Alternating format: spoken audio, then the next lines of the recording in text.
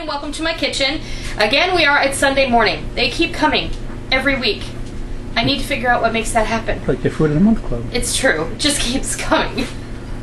Anyway, we're going to be making some malted waffles in another video, and to go on top of those, we're going to make some warm blueberry compote. And just trying to use up some things I have in the house, and I had some frozen blueberries on hand. I thought that sounded really great, so that's what we're going to make this morning. We're going to start off by making our compote.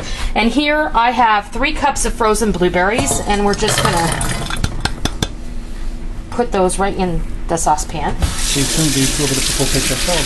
Oh. Yes, because we have a blueberry farm literally 5 minutes away from where we live. And we can go out there, and starting in July, June, something like that, we can go out there and we can pick. We're going to use 1.5 cups of granulated sugar. And then what I have here in order to thicken it is we're going to go ahead and put this all in at the beginning so that it comes to a heat all at once. Let's see, I want this. This is 1/3 cup of water and a tablespoon of tapioca starch. And tapioca starch is an alternative to cornstarch. If you don't choose to use cornstarch, then you can use this. This is ground up tapioca flour, okay? Tapioca comes from the cassava plant, or the root of the cassava plant. And it is an excellent source. It's an excellent source for thickening agent in gravies, sauces, soups, puddings, etc., or in this compote that we're going to make this morning. The only other thing that I'm going to add in here is about 1 tablespoon of golden syrup. And this golden syrup I got on Amazon.com, and this is the Lyle's golden syrup that I used to make my sticky toffee caramel sauce. And if you are an Amazon Prime member, you can get this auto shipped on a regular basis if you like, or not. But 6 bottles, 6 11-ounce bottles, which I love the fact that they've put this in a squeeze bottle now. It's fantastic. It could be dangerous though.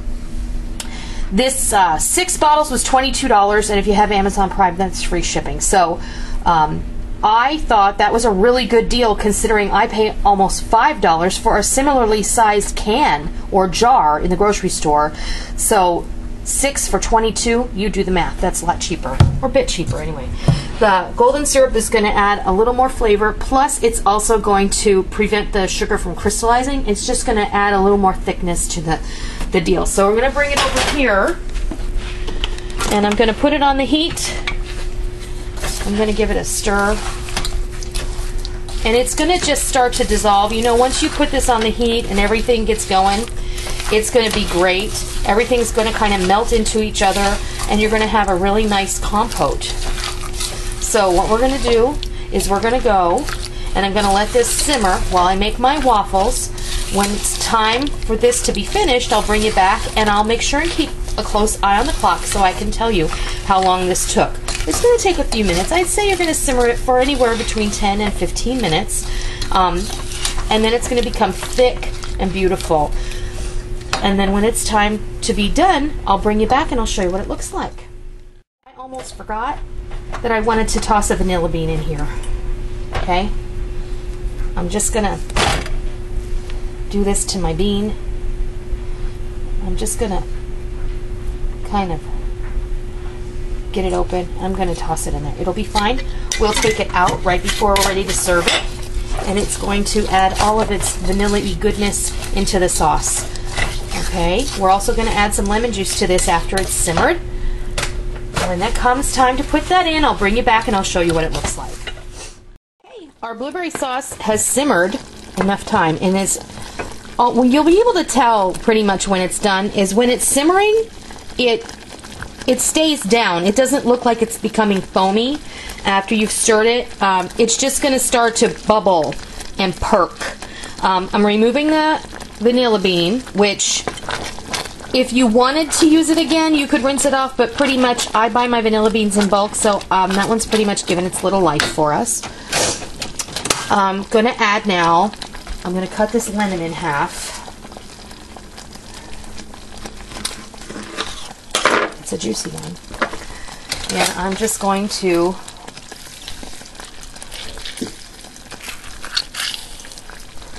only use the juice of half a lemon. Okay, so that's going to render about a tablespoon or so, maybe, you know, give or take. Depends on how big your lemon is and how juicy it is, right? Okay, so that is your blueberry sauce, and it's all finished. And we can give it a taste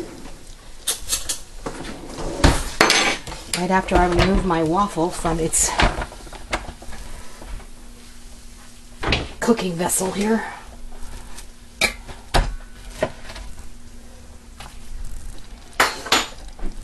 Let that just sit for a minute. This is really, really hot. It's kind of molten, so, you know, unless you have experience eating molten things, I don't suggest you do this. You can see how nice and thick this has become. It's very thick. It has reached a syrup consistency. It's actually dripping. Exactly how it should.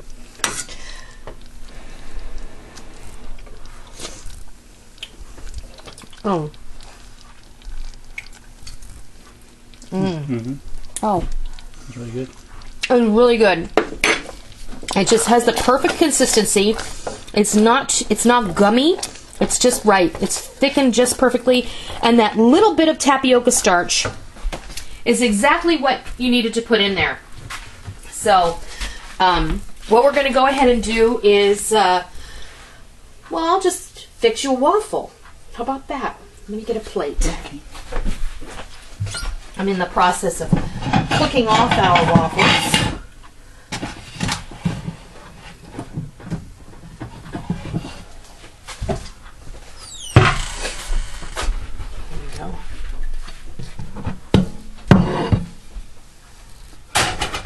I'll move all of this mess out of the way.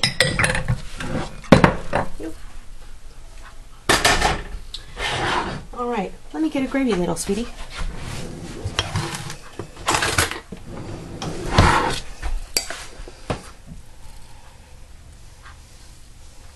Just like that. Now, I think that looks beautiful.